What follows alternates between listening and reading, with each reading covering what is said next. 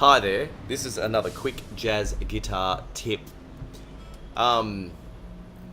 Look, there's many forms of playing jazz guitar. It's not always on one of these. I'm sure you may have seen some of my videos with different guitars than one of these old gypsy sort of style things. But today's little quick tip is about the rest stroke. Now, for those of you that don't know, the rest stroke is when you go to play a note and you rest on the string below.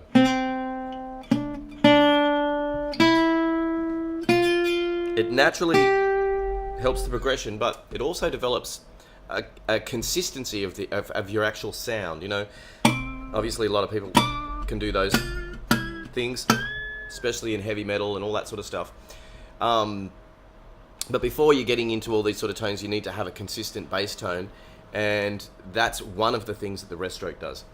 I quite often will sit down for a couple of hours even and just go through sort of a lot of different scales and modes and arpeggios at 54 to 60 BPM, very slowly, just on the rest stroke with the metronome going. And what it does, you actually have to rest. That's why they call it a rest stroke. You fall onto the string and you really have to rest. And it really helps create relaxation in your playing, as well as this tonal consistency. After a while, if you do it every day for a while, like any other endeavor of musical practice, you'll develop a consistent tone that you can use. Another thing it does too is if you're doing chordal melodies or solos, like solo guitar, no band, but with a pick,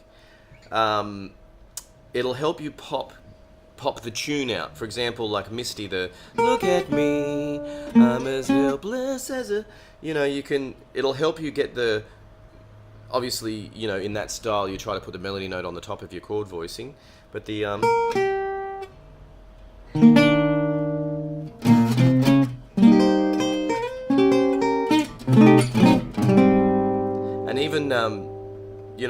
even when the melody was on the very, very top string there, what I do, there we go. Just the practice of the rest stroke is helping me sort of pop that bit of tune out. It'll also really give you a consistency.